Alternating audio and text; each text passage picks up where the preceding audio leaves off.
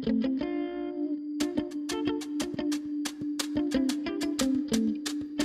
com és que vas a parar al seminari? Bé, jo vaig anar a Tu tenies vocació? La vocació, quan tu tens 10 anys, no hi ha vocació. Hi ha que jo era escolar, com altres companys, i hi ha un vicari, que es diu Espar Espunya, que per raó que sigui, doncs, un dia va i et diu «Ai, tu faries que vagi al seminari, no sé què». Aleshores tu al principi no ho saps, però et diuen «Sí, home, que al seminari es juga molt a futbol, que al seminari no sé què, que estudiaràs i tal». I amb 10-11 anys, que és que vaig entrar quan feia 11 anys al setembre d'aquell any, i dius que sí, vas al seminari, però no tens la consciència de que és per ser cap allà i tal. Després, un cop ets a dins del seminari, sobretot els primers, després te'n dones compte de la dimensió d'allò que has fet. La magnitud de la tragèdia. És que si ara tu mires fredament, dius, a 11 anys, clar, jo si ara jo tingués un fill, i dic un fill en aquest sentit perquè tal, i hagués per anar al seminari 11 anys, és que no ho sé què faria, però bé, però els meus pares, doncs això els hi va semblar bé, vull dir, l'únic que s'hi va posar una mica així de cantó va ser l'avi.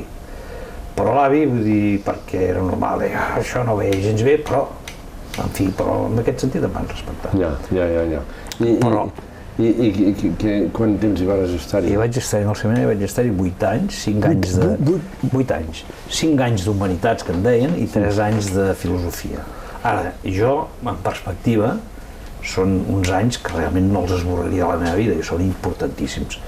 Només, i tu que, Guillem, que ho saps, només per una qüestió d'haver tingut de professor en Modest Prats. Modest Prats, recordo que jo devia tenir 14 anys, perquè devia fer quart d'Humanitats o cinquè, ens va portar a la Pell de Brau de l'Espriu, ens parlava de l'Antonio Machado, ens parlava de García Lorca, o sigui, és un personatge que era molt exigent, perquè recordo que ho passava molt malament allò a l'hora d'estudiar, perquè exigia molt, però vam aprendre una quantitat. Jo la literatura que sé, la poca que sé, la dècada en Modest Prats, ho tinc claríssim. Literatura catalana, literatura castellana, però literatura catalana sobretot, però castellana també, vull dir, per tant era un personatge importantíssim. Després se'n va anar, i després el vaig recuperar al cap d'un temps, que fins i tot vaig tenir la sort que vaig estar, doncs, més de mig any visquent a casa seu, a casa seu sí, a Vista Alegre? No, a Vista Alegre, quan ell era rector de Vista Alegre, doncs jo vaig plegar al seminari, em vaig plegar, em van fer mig plegar, és a dir, va ser un entente cordial perquè en aquells moments no era persona grata en aquella casa, perquè els hi creava bastants problemes. No, però era una època, era una època després del concili, tot això, una època de qüestionar molt les coses. Hi havia un grup d'allà, que eren bastant allò, qüestionaven la situació del moment. I aleshores hi havia un moment que, clar, diuen, home, aquests personatges que té 17-18 anys, en aquella època, no, 16-17 anys, no convé, i aleshores et criden i et diuen, doncs, escolta, mira, home, tu has pensat bé, el millor que podries fer, no sé què, i això va ser mig curs, mira, ara pensant en el tema d'en Valverde l'entrenador, és una mica això, mig curs, o sigui, va ser un mes de gener, febrer, em diuen, escolta'm... Moment, en Valverde i l'Espanyol no se n'ha acabat. No, ja en parlarem, però vull dir, en aquell moment, a mig curs, et diuen que el millor que podies plegar, i jo vaig posar dues condicions, les condicions, tampoc no has de negociar, però dic sí, per una cosa, primer, voldria acabar al seminari, perquè, esclar, si no acabava després en qüestió de batxiller tenia problemes. I després voldria treballar, perquè, esclar, jo no puc, si aquí fora al seminari, que a casa meva em paguin els llocs. Per tant, i aquí va ser on vam acordar anar a viure a casa de Modest Prats. Jo els dematins anava a classe al seminari com a extern, i curiosament vaig ser el primer seminarista extern d'abans de la Guerra Civil. O sigui, abans hi havia hagut, després ja no, i vaig tornar a ser. Aleshores, al dematí anava a classes, tercer de filosofia, i a la tarda m'anava a treballar a Mecagraf, a Salt. Home, Joan Carbó. A Mecagraf, exactament, a Mecagraf, a Salt. Vivien a Vista Alegre. I feia tenia 18 anys, vull dir, traginava ferros d'un costat a l'altre i feia feines allà. O sigui, Va ser tota una experiència per a mi superimportantíssima, en el sentit que és allò, surts, estàs entre el seminari i a fora, esclar, la perspectiva de la vida és molt diferent. Esclar, al seminari hi ha la part bona, la de Modest Prats que dius, però vas entrar després a estudiar, em sembla que a l'institut, i no vas anar a viure gaire més lluny de després allò va ser... Muntanya 27. Sí, a Muntanya 27, aviam, Muntanya 27 va ser un període de transició en el sentit, un cop vaig deixar el seminari, no vull dir que em van... Sí, que vam acordar que jo plegués, aleshores vaig fer a treballar, vaig posar-me a treballar a l'Aliança. Feia de comptable a l'Aliança, i a les tardes, teòricament, havia d'estudiar pel preu i tot això, perquè intentar fer preu per anar a la universitat. I en aquell moment va ser com vaig anar a viure a Muntanya 27, amb Antoni Puigvert, i en Josep Sala, i en Josep Sala, i després va venir Entero, però érem aquests tres, Josep Sala, Antoni Puigvert i jo, vivint a Muntanya 27. I jo me'n recordo, una de les coses que recordo, que és aquelles anècdotes que tu te les saps molt bé, que a més em sembla que la vas escriure en un llibre, que un dia sé que hi havia un grup de joves, al qual hi havia un que es deia Guillem Terribas, tal i qual, que tenien una reunió amb un marquès en el Muntanya 27, i amb en Josep Sala, que no érem d'aquesta corda, anàvem per lliures, vam marxar. I me'n recordo que vam tornar, arribem al Muntanya 27 al vespre per anar a sopar, i ens trobem el bisbe Jovany, amb en Marquès i tota una colla de joves, entre ells amb Antoni Puigvert, Guillem Terribas, la Montse Terrades, qui més hi havia, en Xavier Coromines, bueno, no sé, Víctor, no sé. Joan Carbó. Clar, nosaltres vam entrar allà. Què feu aquí? No, us podeu quedar? No, en sèrio, i ens en vam tornar, me'n recordo, vam marxar i ens vam anar a fer cerveses per ahí. Però és d'aquelles impressions, clar, en aquell moment, hòstia, veure el bisbe Jovany allà, doncs esclar, és tota aquella època, és que és una època, des del món de l'església, des del món de l'activitat juvenil, i sobretot a Girona, que s'hauria d'estudiar poder una mica, no? Que és important, el sentit d'aquesta la conseqüència del concili, de tota l'obertura de l'església, que tot això s'ha anat a l'orris totalment, perquè no en queda res, però bueno, Montmarquès ha sigut un gran professor de universitat, un estudiador de l'educació i tal, però esclar va deixar el tema de capellà, òbviament, vull dir, tot això. Aleshores, és allò que dius, amb Modest Prats, i amb Modest Prats era l'Olla, que era una mica, però en aquella reunió no hi era. No hi era, ell era el personatge que apareixia i desapareixia. Però l'important és que a Muntanya 27 hi ha dos personatges de la Bisbal, perquè esclar, tu ets la Bisbal, que és Antoni Puigvert i l'Enric Matos Rodona. La tribu, jo en dic la tribu d'aquella gent, la tribu doncs venen allà a Muntanya 27 a través de l'Antoni Puigvert, que entra a la tribu a través de l'Anna Carbó, que estudiaven a l'institut, en Joan Carbó i tot això. Com és? Tu quan vas a Muntanya 27 ja coneixies Antoni Puigvert o us hi trobeu per casualitat en allà? Jo ara estic... En Sala estudiava i dius... Com entra aquell triumvirat allà?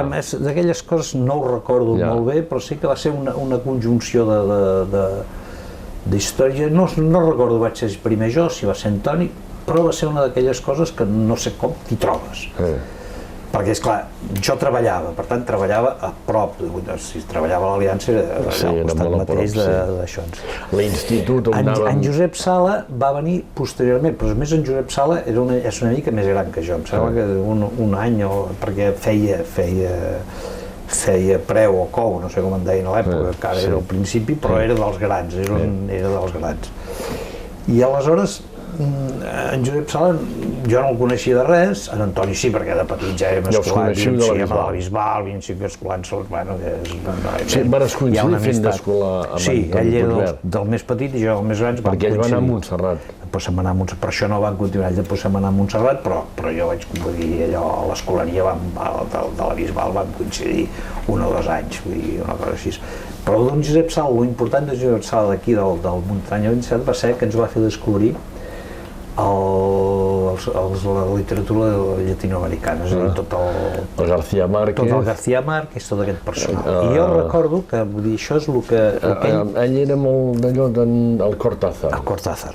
I ell, com que a casa seu tenia una llibreria, no sé què, doncs ens portava, i aquí va ser on vaig jo descobrir tot aquest personal, vull dir, clar, tot i que jo venia d'una educació, diguem-ho així, que en castellà doncs, era més clàssic i tal, tot i que, per exemple, al seminari nosaltres llegíem des de Kafka, Camus, tot això, portava un bon reguitzell de literatura d'aquest tipus així existencialista, entre cometes, o de l'època, i després això va ser una descoberta per mi també, que clar, a més els llibres te'ls portaven en Josep i bueno, te'ls anaves llegint i tal, vull dir que és important aquesta aportació. Però va haver-hi una bona història aquesta. Sí, i després hi ha una cosa... I has tornat alguna vegada en aquell pis? Hi has tornat? No hi he tornat, però recordo que, per exemple, i ara recordaré una cosa, l'altre dia vaig llegir un reportatge, i és una anècdota, que amb en Josep Sala i Antoni Puigverd un dia van dir, ostres, va arribar a l'estiu, després vam estar tot l'hivern vivint junts, a l'estiu anem a veure en Josep, i Antoni Puigverd i jo vam anar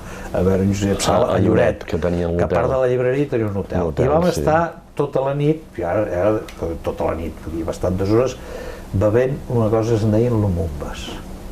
Lumumba, saps el que és un lumumba?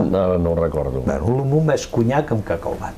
I ara no es pren això, seria qüestió... Jo alguna vegada allò, si fa molta fred i penso que ara poder ho faria, però no.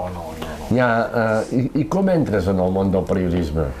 El món del periodisme és de la manera més estranya no, però no estranya, no hi ha res estrany, però aviam, jo en aquell moment havia acabat Ciències de l'Educació, perquè jo de fet soc llicenciat en Ciències de l'Educació, per tant som pedagog, entre cometes, d'estudis, i aleshores estàvem a punt de muntar un gabinet de psicopedagogia amb dos companys més de la universitat i tal. Vas estudiar a Barcelona o a Girona? Mitja Barcelona, mitja Girona. Aleshores, després en aquell moment havia començat el Punt, jo havia plegat de la Ganador, que vaig treballar 3-4 anys a la Ganador fent de cap de laboratori, vaig plegar per poder estudiar i em vaig dedicar als estius... El Ganador feia... Sí, Pinsos Ganador, però després vaig llogar al bar d'un càmping, el càmping Moby Dick, i allà em guanyava els diners per poder passar l'hivern, per poder acabar la carrera. Aleshores, acabo la carrera, i en aquells moments, en aquell interludi, és quan neix el Punt Diari, que és l'any 79, 80, 81.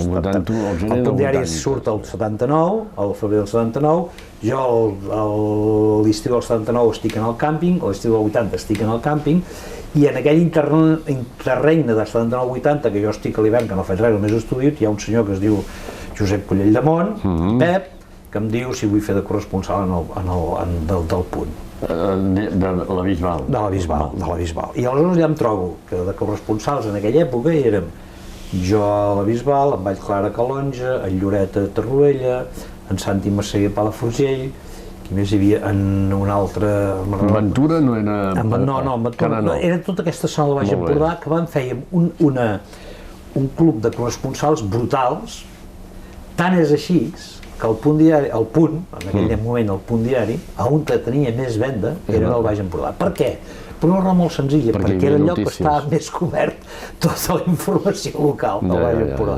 Això que pot ser una obvietat, amb el temps veuràs que no és una obvietat. I a més això es va crear, jo per exemple una amistat amb Vallclara per descomptat, amb el Lloret i tal, però vam crear tot un pool dins el Punt, no?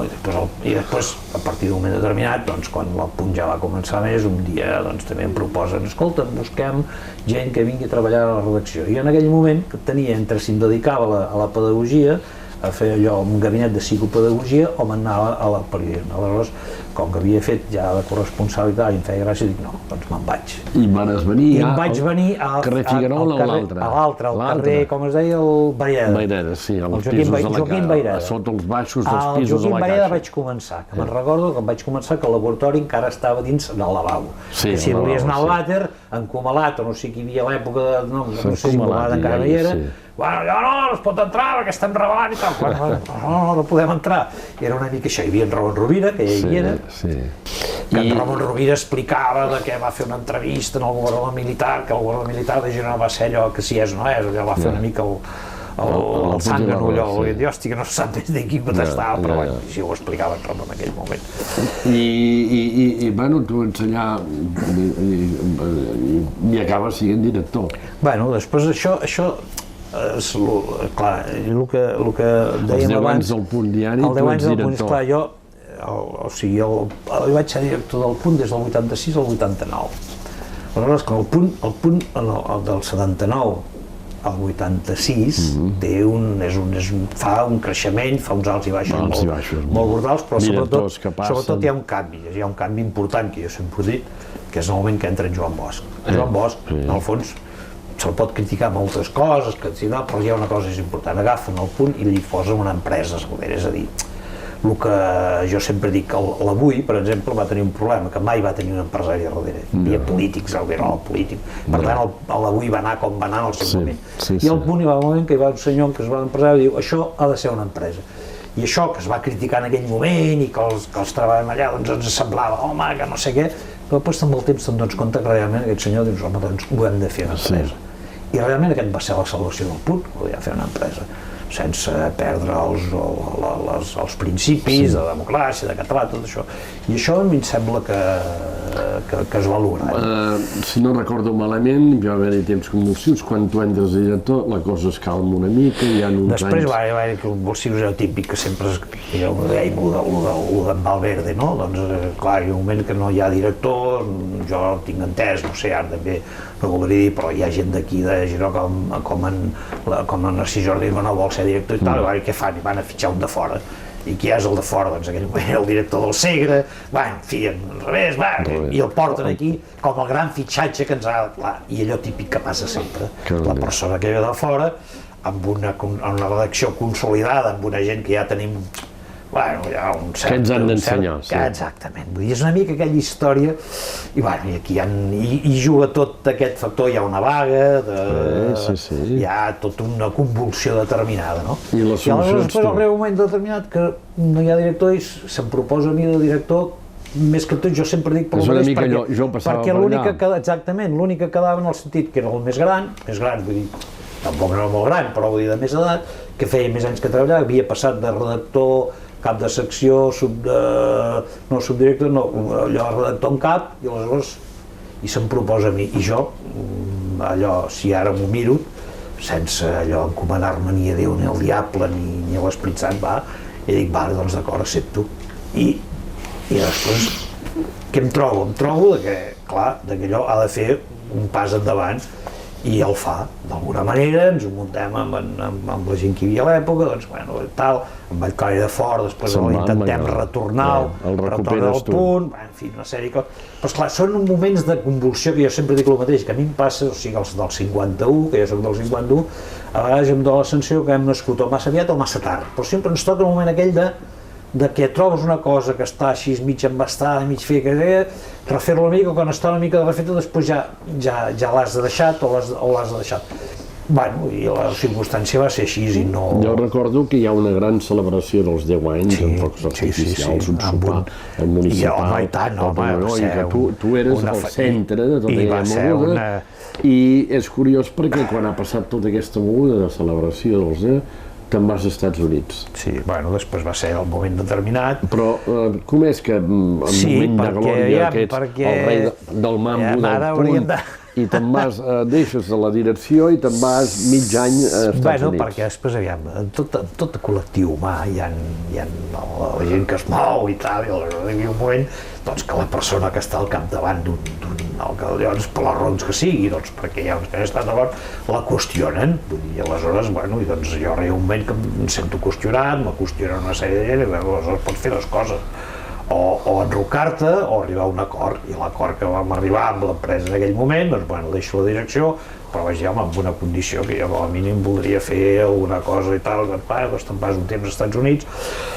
a fer una cosa que després curiosament, com vaig tornar, ningú va tenir interès, però jo als Estats Units vaig estar-hi 2 mesos i mig, vaig anar a veure em sembla que eren una vintena de diaris, de diferent nivell, diaris petits, diaris mitjans, diaris grans... Tot sol, tot això ho feia. Tot sol vaig fer-ho. I anaves bé d'anglès. Va ser una experiència brutal. Anaves bé d'anglès. Bueno, vaig estudiar una mica i aquella època sí, ara en aquella època sí, perquè el tenia més fresc i tal. I aleshores allà va ser una experiència brutal. I quan torno, curiosament, a ningú li interessa el que he fet. I jo dic, home, li vaig dir, no sé qui, li vaig comentar, jo he anat allà als Estats Units i un diari com el Punt, de 15-20 mil·ligrams, fan una cosa que se'n diu un tema de subscriptors, a aquella època, que tenen 4 o 5 nois allà que cada dia truquen als subscriptors per si es volen renovar la subscripció i tal i qual, es pot subscriure per els caps de setmana, pot subscriure només de dilluns a divendres, només a l'estiu, només a l'hivern, dic, home, això és molt interessant. Bueno, allò que dius, ostres, com pot ser? O sigui, és aquelles coses i altres històries que no va interessar. Bueno, perquè aquest tio ve aquí, què ens ha d'explicar? I aleshores tot això m'ho vaig quedar jo per mi, ho tinc com a experiència personal, però que en el fons, vull dir, perquè allò et diu, quan tu te'n vas d'un lloc, ja has fet, i vas a fer l'experiència, quan tornes, allò va tirant, i tu no deixes de ser un sobrevingut o una persona que ve, vull dir, aleshores, i va tirant, i aleshores va ser quan va agafar la direcció en vall, i va tirar endavant i cap problema. I llavors tu col·labores, només deixes la redacció i col·labores, o estàs un temps a la redacció i col·labores... Després estic un temps a la redacció fins al final quan ja dic, tu, nois, jo ja vull plegar, vull marxar. Fas algun article? Vull marxar, no, sí, estic allà, faig alguna cosa, però no estic al final, i t'ho dic en sèrio, sense encomanar-me ni Déu ni el diable, com he dit abans, agafo, vaig a l'almorz i dic, vull plegar. Bueno, com vulgui, pum, fem una cosa, i me'n vaig a casa.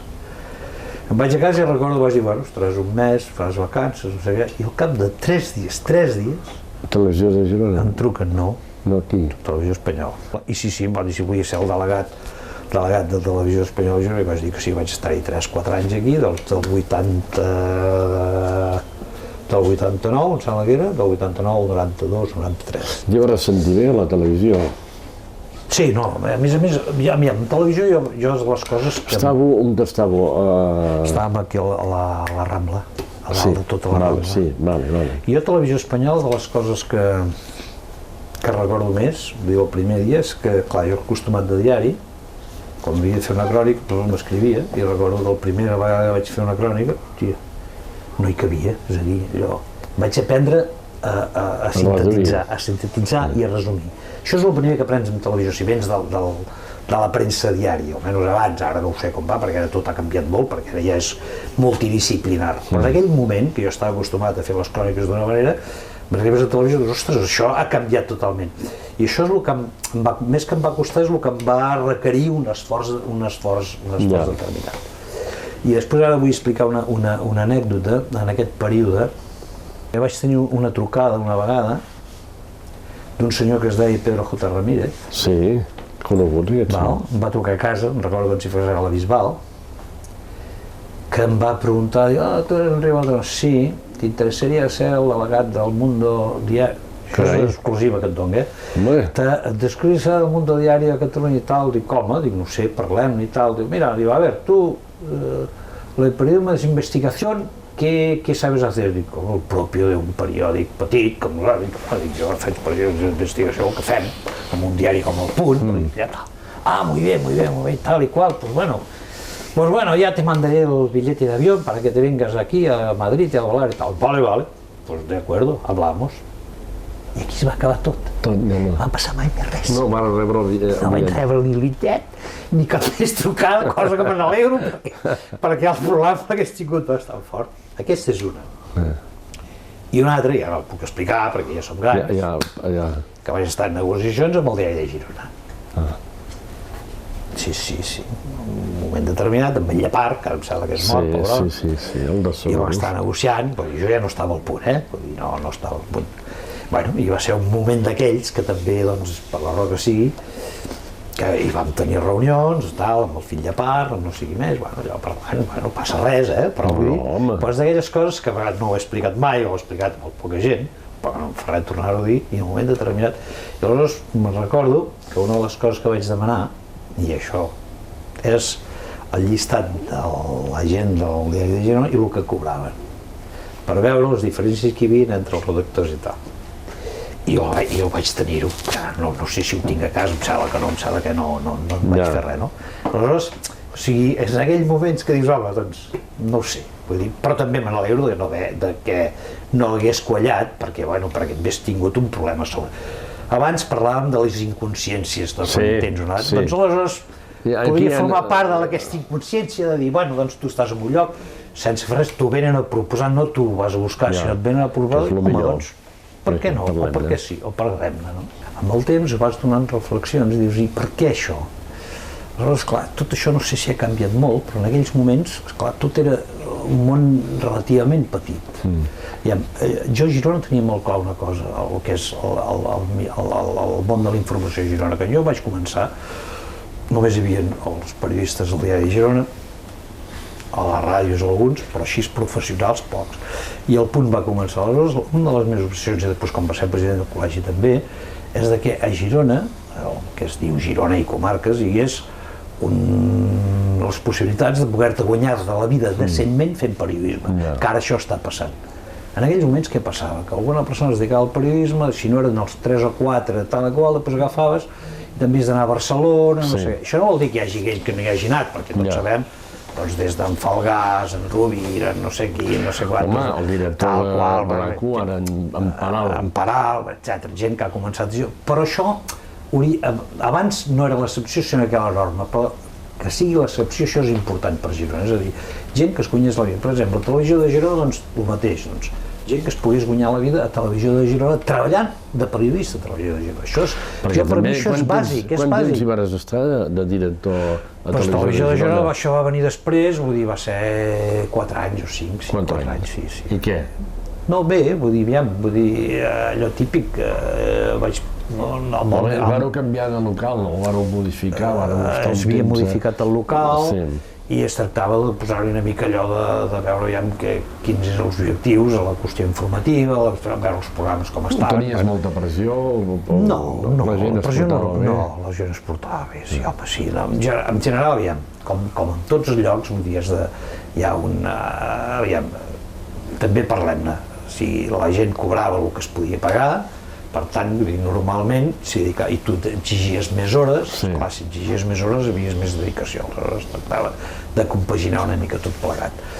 Però jo crec que es va fer, o sigui, jo sempre dic que la meva època de televisió va ser l'època de la televisió amb filferros. És a dir, fèiem connexions directes a l'exterior, per exemple, la famosa manifestació de la guerra de l'Iraq, que va ser allà la Gran Via i tal, la vam fer en directe. I jo sempre li dic que vam connectar en directe des dels estudis d'allà de ràdio, no de ràdio, cadena de ràdio, no sé, allà... La SER? No, des de la Cambra de Comerç, em sembla que hi havia allà. Jo encara no sé com... I teníem 2 càmeres, una aquí i una altra a la plaça del Vi, una sèrie d'històries que encara no sé com va sortir en detall, però eren amb filferros, que era ben bé que sortia, jo a vegades em donava la sensació que la televisió sortia per casualitat. Com també vam fer per primera vegada una televisió local va retransmetre un partit en directe via satèl·lit que era des d'Àguiles a Múrcia, l'Àguila Girona, quan el Girona va pujar de tercera a segona B. Aquella fita jo crec que va ser super allò que dius, ostres, que una televisió com Televisió de Girona pugui aconseguir fer en directe, però en directe vol dir en rigorós directe via satèl·lit, que a més hi ha una anècdota molt bona, vull dir que nosaltres, esclar, vam llogar els serveis de Mediapro d'aquella època, al principi de tot, i vam arribar allà i van venir uns equips amb una furgoneta i tal, i tots van muntar les càmeres, tota la història, i faltava mitja hora per començar el partit, diu, i esto com lo vamos a transmitir? Dic, què vols dir? Diu, aquí falta el satèl·lit, falta la senyal, falta la parabòlica. Ostres, home, però jo me'n recordo que jo vaig dir, no, però això ho hem de carregar tot i tal i qual, i no pot ser, doncs no hi ha això. I vam estar com 20 minuts, però allò, acollonit, perquè va ser, doncs de cop, t'arriba un cotxe, una furgoneta amb un tio, és aquí que s'ha de fer, sí, no sé què, bueno, que m'estava dando vueltas, no sé què, total, que després arriba el camió, i aixeca la parabòlica perquè pugui trametre. O sigui, aquells nervis que vam passar, no jo, tot l'equip que vam anar-hi a Àguiles, és un nervis brutal, i al final vam fer el transmissor, va sortir, es va fer en directe, va sortir i afortunadament, vull dir, el Girona també va pujar. Per què ets perillito? Ui, per l'esperit de contradicció. Només per Esperit de contradicció, però això és molt clar.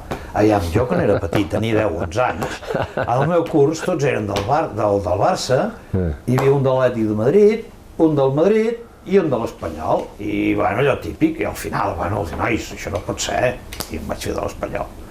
I d'una gran fidelitat, I a més a més, jo recordo aquella època, que a més tenia la sort que en aquella època l'Espanyol no anava malament, que hi havia l'any dels 5 Dofins, que jo tenia a la meva habitació penjat allò, Amas, Marcial, Rey, Rodilla, José María, tots allà penjats a la meva habitació, etc. Però vull dir, curiosament, el meu pare era soci del Barça, i el meu pare va fer una cosa, sempre ho he dit, que li he agraït molt, el meu pare em va fer una cosa molt important, que de tant en tant em portava a Barcelona a veure el futbol, però em portava a veure el Barça, però també em portava a veure l'Espanyol. I recordo que em va veure els 5 Dofins i m'hi va portar 2 o 3 vegades, o sigui, l'Espanyol Sabadell, l'Espanyol Bilbao, 3 o 4 d'aquests, i el Barça també vaig veure bastantes vegades, un Barça-Madrid, un Barça-València, Per tant, vull dir que el meu pare mai me va dir res perquè de l'Espanyol al contrari, vull dir, perquè era una persona molt d'això, però ell era soci del Barça.